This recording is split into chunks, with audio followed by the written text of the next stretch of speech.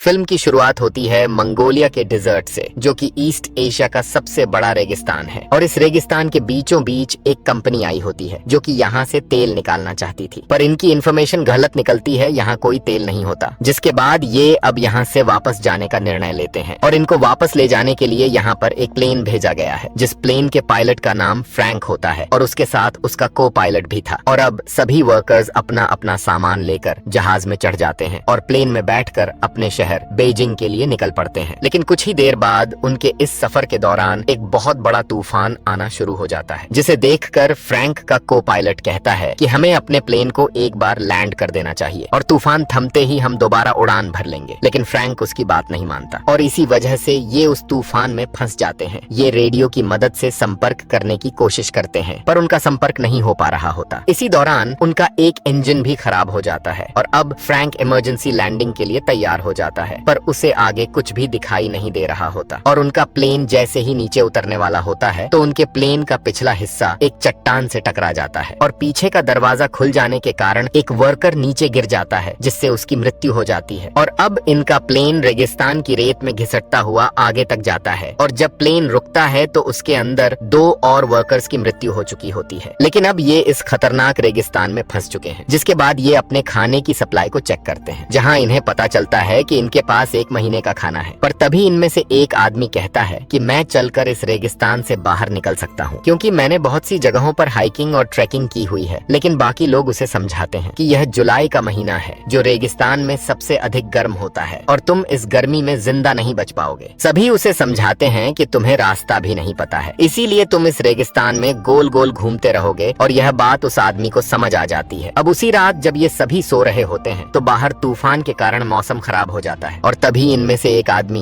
जिसका नाम John Davis होता है, वह बाहर टॉयलेट करने के लिए निकलता है। लेकिन तभी उसका पैर एक पत्थर से टकरा जाता है, जिसकी वजह से वह रेत में लुढ़कता हुआ नीचे गिर जाता है और तूफान में अब उसे कुछ भी दिखाई नहीं देता, जिससे वह रास्ता भटक जाता है। और अब जब सुबह सभी वर्कर्स उठते हैं तो वे देखते हैं कि उनका एक साथी गायब है। वे उसे चारों तरफ ढूंढने की कोशिश करते हैं, पर उसका कुछ भी पता नहीं चलता। इसीलिए यहाँ जो लेडी होती है वह पायलट के पास जाती है और उससे पूछती है कि क्या हमें यहाँ से कोई बचाने भी आएगा या नहीं। जिस पर पायलट कहता है कि इसका कोई पता नहीं, जिससे लड़की थोड़ी उदास हो जाती है, क्योंकि हम अपने रास्ते से पूरी तरह भटक चुके हैं। इसीलिए अगर हमें यहाँ से कोई ढूंढने भी आएगा तो वह हमें नहीं ढूंढ पाएगा। और अब सभी की उम्मीदें भी टूटने लगती हैं कि कोई भी उन्हें यहाँ से लेने के लिए नहीं आएगा। इसीलिए इनमें से 2 लोग यहाँ से पैदल निकलने का निर्णय लेते हैं। पर जब वे अपने साथ पानी ले जाने लगते हैं तो पायलट उनसे कहता है कि यहाँ से पानी कोई भी नहीं ले जाएगा। जिसके बाद पानी को लेकर इनके बीच झगड़ा होना शुरू हो जाता है, जिस वजह से उनका पानी भी गिर जाता है। पर यहाँ पर एक आदमी होता है जिसका नाम एलियट होता है। वह इनसे कहता है कि मेरे पास एक आइडिया है जिससे हम सबकी जान बच सकती है। मैं कई दिनों से इस प्लेन को ऑब्जर्व कर रहा हूँ कि हम इसके पुर्जों को जोड़कर एक दूसरा प्लेन बना सकते हैं, क्योंकि एलियट पहले प्लेन बनाने वाली कंपनी के साथ काम करता था। और अब सभी के मन में एक उम्मीद जागने लगती है। वे उसकी मदद करने के लिए तैयार हो जाते हैं, लेकिन पायलट उसकी बातों से सहमत नहीं होता। वह कहता है कि ऐसा करना नामुमकिन है। और अगले दिन इनमें से एक आदमी वहाँ से निकल जाता है, पर वहाँ जो लेडी होती है वह उसे ढूंढने के लिए उसके पीछे जाने लगती है। लेकिन पायलट उसे रोकता है और खुद उस आदमी के पीछे निकल जाता है। वह उस चट्टान तक पहुँच जाता है जहाँ उनका प्लेन टकराया था और वहीं पर उसे उस आदमी की लाश भी मिलती है जो प्लेन से गिर गया था, पर उसके शरीर पर उसके कपड़े नहीं होते और वहाँ पर कुछ गोलियों के कवर भी पड़े होते हैं। और तभी उसे वह आदमी भी मिल जाता है जो यहाँ से जाने वाला था और वह कहता है कि मैं इस लाश से अपनी घड़ी लेने आया था जो इसने मुझसे ली थी, पर इसके पास वह घड़ी नहीं है, जिसका साफ मतलब है कि हमारे अलावा यहाँ कोई और भी है। अब ये दोनों उस जगह पर आ जाते हैं जहाँ इनके बाकी साथी होते हैं और अब पायलट भी उनके साथ प्लेन बनाने के लिए तैयार हो जाता है। इसके बाद ये लोग प्लेन बनाना शुरू कर देते हैं। ये दिन में काम नहीं करते क्योंकि यहाँ बहुत ज्यादा गर्मी होती है, बल्कि ये रात में काम करते हैं। लेकिन इनकी परेशानी तब बढ़ जाती है जब उनका वह तेल जिसे ये आग जलाने और प्लेन उड़ाने के लिए रखे हुए थे, उस पर वेल्डिंग करते समय चिंगारियां गिर जाती हैं और वहाँ एक जोरदार धमाका हो जाता है। हालांकि इस ब्लास्ट में किसी की जान नहीं जाती, लेकिन इनका सारा का सारा तेल बर्बाद हो जाता है। अब इनके पास उतना ही तेल बचा होता है जिससे ये बस एक बार उड़ान भर सकते हैं और यहाँ से निकल सकते हैं। अब ये लोग अब रात के बजाय दिन के वक्त काम करते हैं, लेकिन दिन में बहुत ज्यादा गर्मी होती है। फिर भी ये हिम्मत नहीं हारते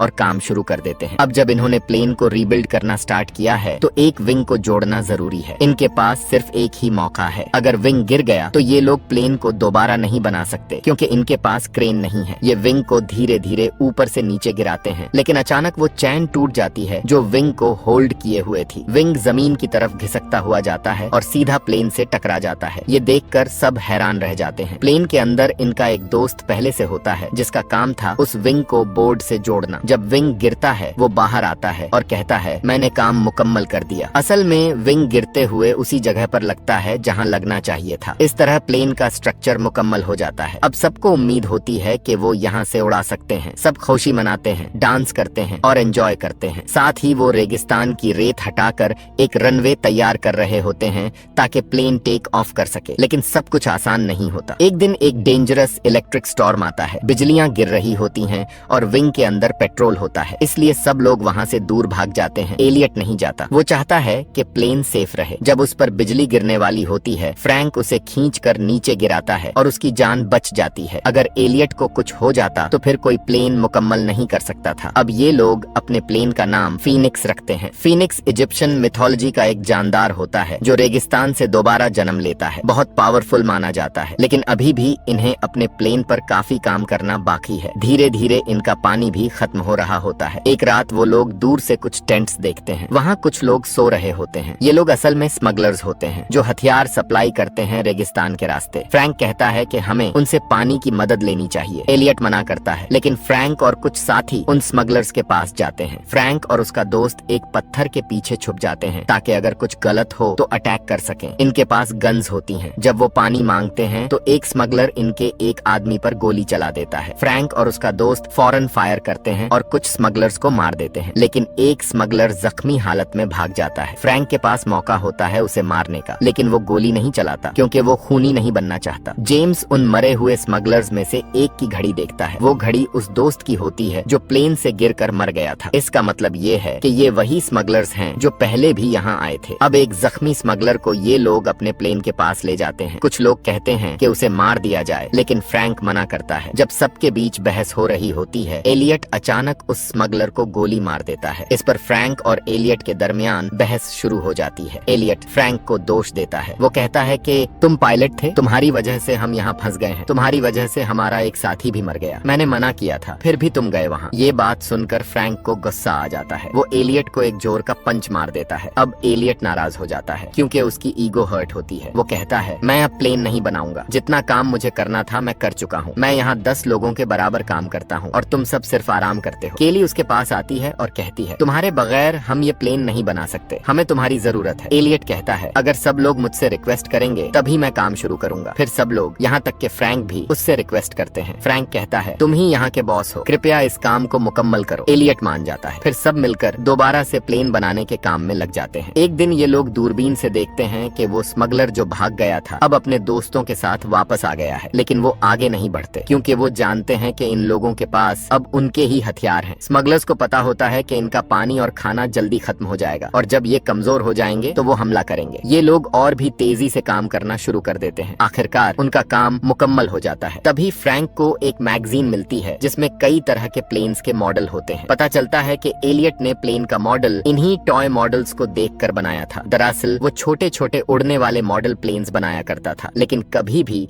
एक बड़ा रियल प्लेन नहीं बनाया। ये सुनकर सबको गुस्सा आ जाता है, खासकर अयान को। वो एलियट के सर पर गन रख देता है और कहता है तुम हमें बेवकूफ बना रहे थे, ये प्लेन कभी नहीं उड़ेगा, तुमने पहले कभी इतना बड़ा प्लेन बनाया ही नहीं। लेकिन एलियट कहता है मुझे यकीन है ये प्लेन उड़ेगा। हाँ, मैं छोटे रिमोट कंट्रोल्ड प्लेन्स बनाता था, लेकिन उनमें बैलेंस ज्यादा जरूरी होता है। फ्रैंक अयान को रोक लेता है। तभी तूफान आ जाता है। जब तेज हवाएं चलती हैं तो प्लेन अपने आप हल्का हल्का हवा में उठने लगता है। सब समझ जाते हैं कि ये प्लेन सच में उड़ सकता है। उनके दिलों में जो उम्मीद मर चुकी थी वो फिर से जिंदा हो जाती है। लेकिन ये रेगिस्तान का तूफान था जो प्लेन को पूरी तरह से रेत में ढांक देता है। तूफान के बाद सब उदासी में चले जाते हैं। फ्रैंक कहता है हमने इससे मेहनत से बनाया है और हम इससे यहाँ से उड़ा कर ले जाएंगे। सब लोग मिलकर प्लेन को रेत से निकालते हैं और खींचकर उस जगह ले जाते हैं जहाँ रेत नहीं होती। वो लोग प्लेन को स्टार्ट करते हैं। प्लेन स्टार्ट होता है लेकिन तुरंत बंद हो जाता है। बहुत बार ट्राई करते हैं और आखिरकार प्लेन चल पड़ता है। प्लेन का इंजन गरजता है। स्मगलर्स इसकी आवाज सुनकर घोड़ों पर हथियार लेकर